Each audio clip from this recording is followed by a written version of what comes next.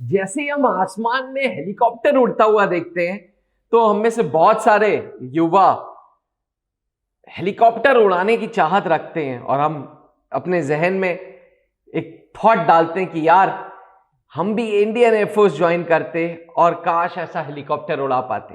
Aspirants, अब सिर्फ Indian air force नहीं, इंडियन आर्मी भी ज्वाइन करके आप ऐसे ही हेलीकॉप्टर उड़ा सकते हैं थ्रू आर्मी एविएशन कॉर्प्स।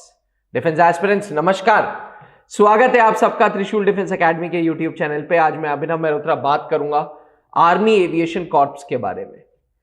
पहले बात करता हूं कि कैसे आर्मी एविएशन कॉर्प्स का जन्म हुआ। 1962 का युद्ध भारत और चाइना के बीच में घमासान युद्ध हुआ था, जहां चाइना ने आउट नंबर कर दिया था हमारे सोल्जर्स को। हम 1000 थे और वो 10,000। एस्पिरेंट्स, हमसे 10 गुना ज्यादा पावर लेके उन्होंने 1/3 अरुणाचल प्रदेश अपने कब्जे में कर लिया। जैसी जंग खत्म हुई, जंग से एक लेसन मिला और उस टाइम के आर्मी के चीफ मेजर जनरल जे नाथ चौधरी जी ने कहा कि यार काश हमारे पास अपने हेलीकॉप्टर्स होते, काश इंडियन एयरफोर्स आ चुका होता, हमारे को मदद मिल जाती और हम ये युद्ध जीत जाते। उन दिनों बहुत ज्यादा कोऑर्डिनेशन नहीं होता था आर्मी, एयरफोर्स और नेवी में। तीनों विंग्स अलग अलग काम करते थे, तीनों विंग्स में कोऑर्डिनेशन नहीं था और इस कोऑर्डिनेशन ना होने की वजह से अरुणाचल प्रदेश का 1/3 हिस्सा हम खो बैठे। कुछ लोग तो ये भी कहते हैं कि हम 1/3 नहीं 2/3 हिस्सा खो बैठे हैं, 1/3 ही हमारे पास रह गया है। और ये टर्निंग पॉइंट था 1962 का युद्ध, जब पहली बार आर्मी को लगा कि यार हमें एविएशन का सपोर्ट होना बहुत जरूरी है। कोई भी युद्ध, कोई भी जंग, कोई भी वॉर में अगर एविएशन सपोर्ट ना मिले, हवाई सपोर्ट ना मिले, तो वो युद्ध बड़ा मुश्किल हो जाता है जीतना। और 1962 में पहला डिफीट आजाद देश, आजाद भारत को झेलना पड़ा था। उस युद्ध से लेसन ये मिला कि यार पहले तो एयरफोर्स और आर्मी में कोऑर्डिनेशन बढ़ाते हैं और फिर अगर पॉसिबल हो सके तो आर्मी को खुद की एविएशन यूनिट रेस करने की परमिशन मिल जाए। 1963 से चालू हुई ये डिबेट अल्टीमेटली 1 नवंबर 1986 को पूरी हुई, जब इंडियन आर्मी ने एक यूनिट रेस की जिसका नाम था army aviation corps. Army aviation corps, इस यूनिट का उपदेश था सर्च एंड रेस्क्यू मिशंस को अंजाम देना। इस यूनिट का उपदेश था हाई एल्टीट्यूड वॉरफेयर में सोल्जर्स को सपोर्ट करना, लॉजिस्टिक्स सपोर्ट करना, एंटी टैंक वॉरफेयर को कंडक्ट कराना, डिजास्टर हो जाए तो उसमें रिस्पॉन्ड करना, मेडिकल इवैक्यूएशंस हो तो वो करना, प्रिजनर्स ऑफ वॉर का ट्रांसफर है तो वो करना, और आर्टिलरी इधर से उधर ले जानी हो तो करना।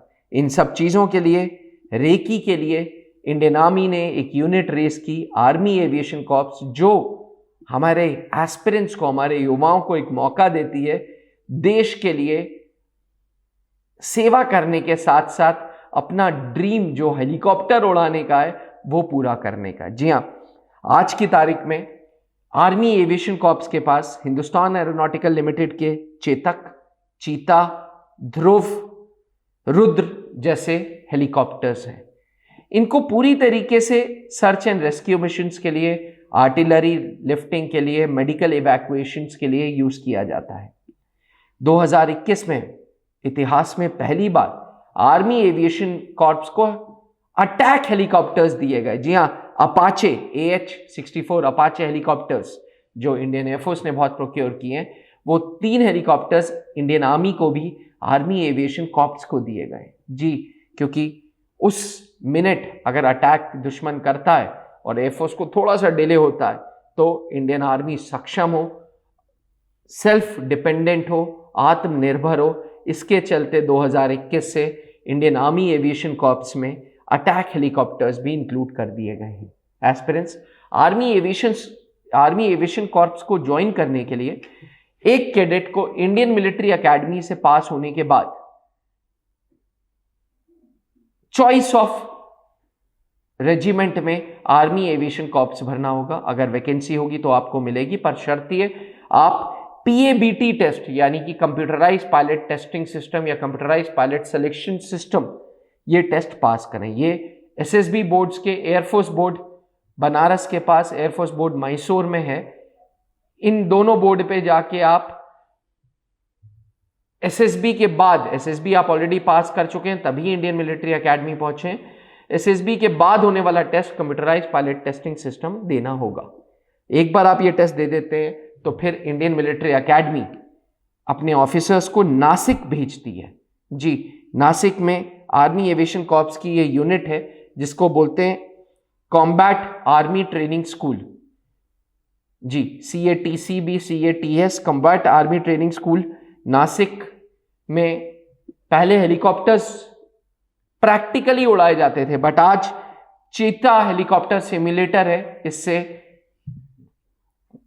पायलट्स उसी फील्ड में हेलीकॉप्टर की प्रैक्टिस कर सकते हैं। एक सिमुलेटर है, एक तरीके का आर्टिफिशियल फील देने के लिए पूरा का पूरा आर्टिफिशियल सिस्टम है जो नेचुरल रिस्पांस देता है, जो प्रैक्टिकल रिस्पांस देता है। ऐसा लगता है कि आप चीता हेलीकॉप्टर के अंदर बैठे हो और हेलीकॉप्टर उड़ा रहे हो। अपने आप में आर्मी एविएशन कॉर्प्स आज one of the most liked units है।